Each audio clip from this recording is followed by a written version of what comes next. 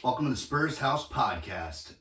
Tonight, the Spurs are playing the Mavericks. It's March 10th, 2021. It's been a week since both teams have played.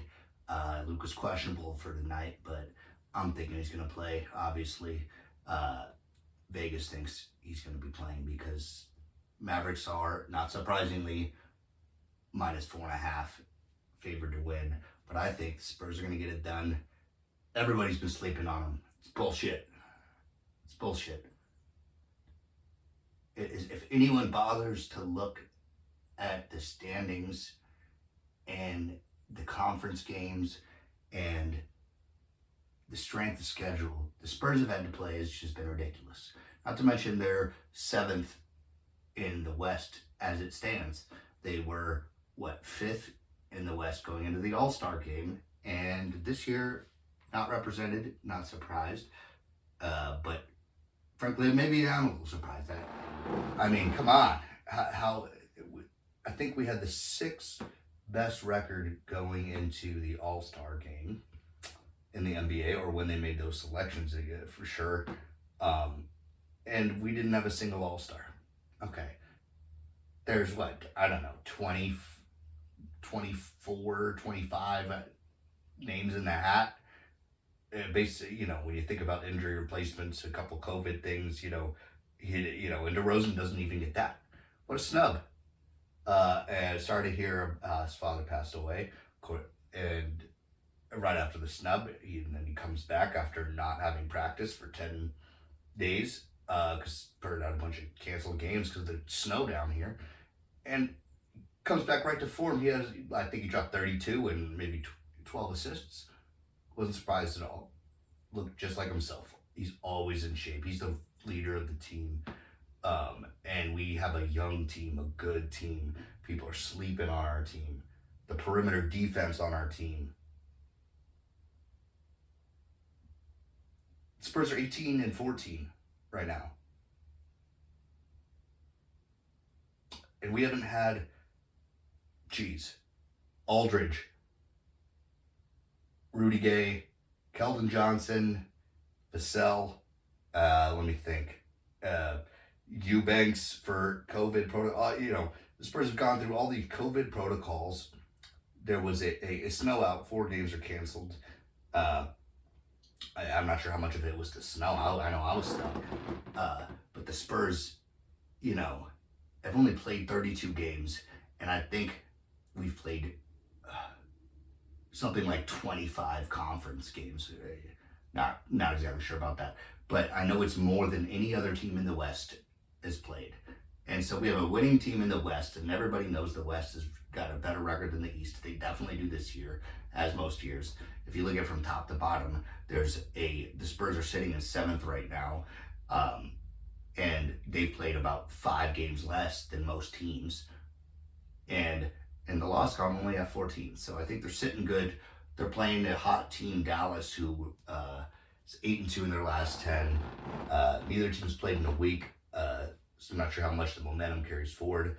And I'm not sure who is not going to be playing for the Spurs tonight. But that's the great thing about our team. Nobody would notice when half our guys are out, because our second unit, our third unit, our first unit always is changing anyways. That they all are playing the same. They're all doing what they need to do out there. And therefore the Spurs, like usual, never get recognized for any single individual play. But Derozan, that is the biggest snub of the year.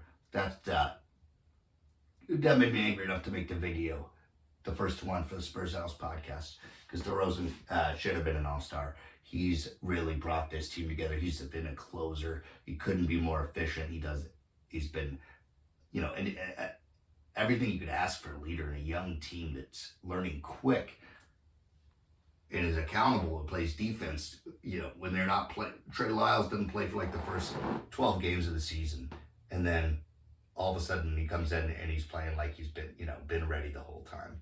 Derozan sets that example. Everyone seems to be following it. The Spurs haven't even had Derek White in the lineup regularly yet. He is the guy in the offseason. Thankfully, the Spurs, locked down for 4 years, I think $68 million, something like that. fucking great idea because the Spurs absolutely, have a bright future with him. DeJounte Murray, both can play great defense, are, brilliant players already. And DeJounte is a proven perimeter defender. Derek White draws so many offensive charges, so clever defensively. And I believe he's a leader for the other guys out there on the court. When I could see him calling out the defensive plays, and Pirtle. Come on. Teenage Mutant Ninja Pirtle. I'm telling you. Block of Pirtle. So let's look at who the Mavericks have. Luka, he's gonna have a lot of points tonight. Okay, let's say I'm gonna say Luka gets 37. This is the first televised game the Spurs have played all year. Is that surprising that we don't have an all-star? No. Our strength, does anyone even notice that we've had the toughest strength of schedule? That we've played like 90% of our games in the Western Conference against, some of the best teams in the NBA, and then you've played the Nets. Who else is in the East that's any good? The other night we took them to overtime after being down 10 without 4 or 5 players missing with COVID protocol. So I think the Spurs look hungry. They look good. Their defense is 10th right now in the league. And no one's mentioned them once. We're going to see them live tonight on TV. I'm not so surprised the spread is for Dallas -4.5, even though Luka's questionable. Spurs probably have some COVID protocol people out, but that's never mattered. We are 18-14, where Dallas is 18-16, so they've been hot as of late. So I'm gonna say Spurs win it by 13 tonight. You heard it. Here's the shot to that. Predictions. Like I said, Luka, fucking 30-something. Porzingis, whatever, 23. Boban, I love. If they knew to play him, he would have a double-double if he plays more than about 15 minutes. We know that. We drafted him.